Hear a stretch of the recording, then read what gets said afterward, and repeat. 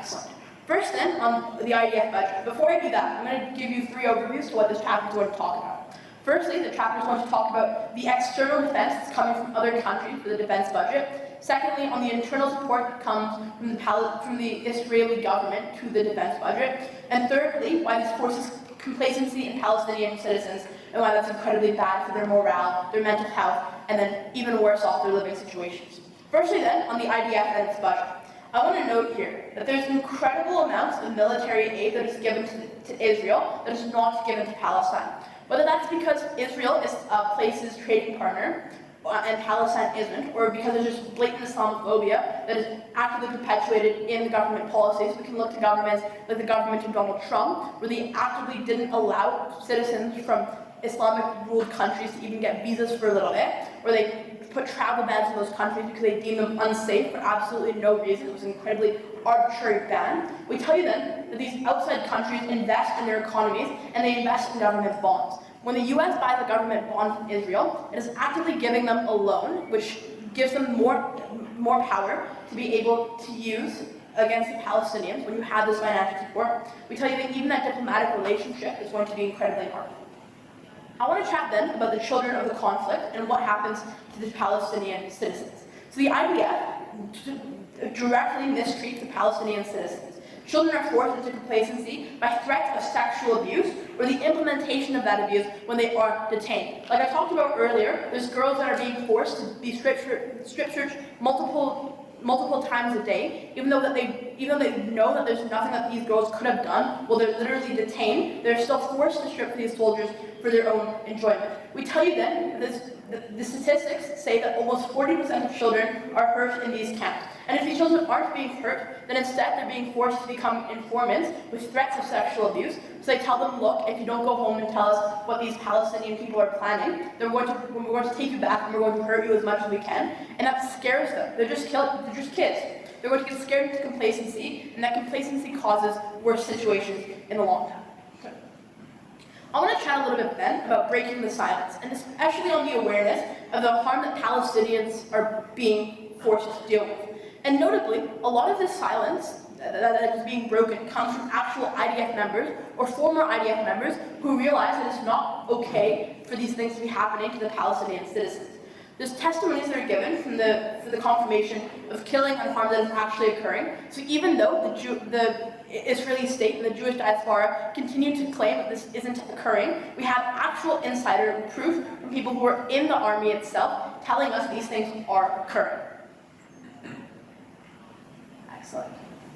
So on the race to kill, hypothetically, defense forces exist to defend the citizens. It is literally in their name. They exist because they want to keep citizens on the ground safe. We tell you that the Israeli Defense Forces do anything but that. The Israeli Defense Forces instead focus on destroying Palestinians. They don't care about whether Israeli people are getting hurt. Rather, they care more about perpetuating Islamophobia and perpetuating violence against minority actors. And I think there's proof on this slide, in fact, from former soldiers, Abner, who talked about his time in the army and what that actually looked like for him, and how the types of injustices that he saw. I think this is pretty similar to slide 6 as well, when they tell you that there's actual people in the armies who understand what's going on, and they're telling you that they want to do better. Excellent. This is just another testimonial from another sergeant in the Israeli Defense Force telling you exactly what happens inside. These videos can be found pretty easily on YouTube. Cool. On corporations in Israel, I want to notice that a lot of these corporations claim to be pro-Islamic. So whether these corporations are pushing out inclusive policies and saying, we cater to everyone, or during Black History Month they're saying, we are intersectional corporations, we want to help everyone, and they push out things like Black Lives Matter shirts are the ways that they can create profit from these actual things that are going on. But noticeably, a lot of top corporations are involved, and especially they're working with Israel to create worse problems.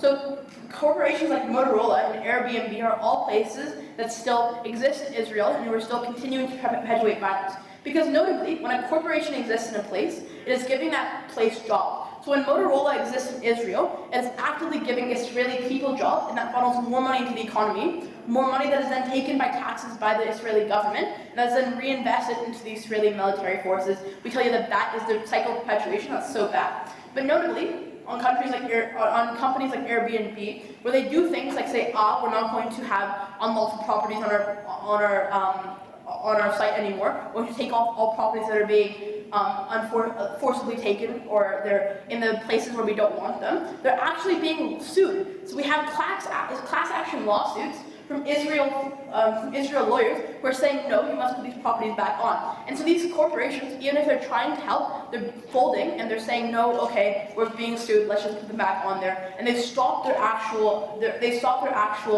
message of social justice as soon as money is involved. On the final thoughts then, Israel by the numbers very clearly is the aggressor. And that is just a simple fact of the entire conflict. We can see when we have thousands of Palestinians dying, and in the same day, only 100 Israelites die. We know that the aggressor is going to be the one that is perpetuating the harm more. Those who stand up then, we tell you, are silenced. We think that's an incredibly bad thing. Excellent. Okay, I want to pass it off to the next presenter here. Do that real quick.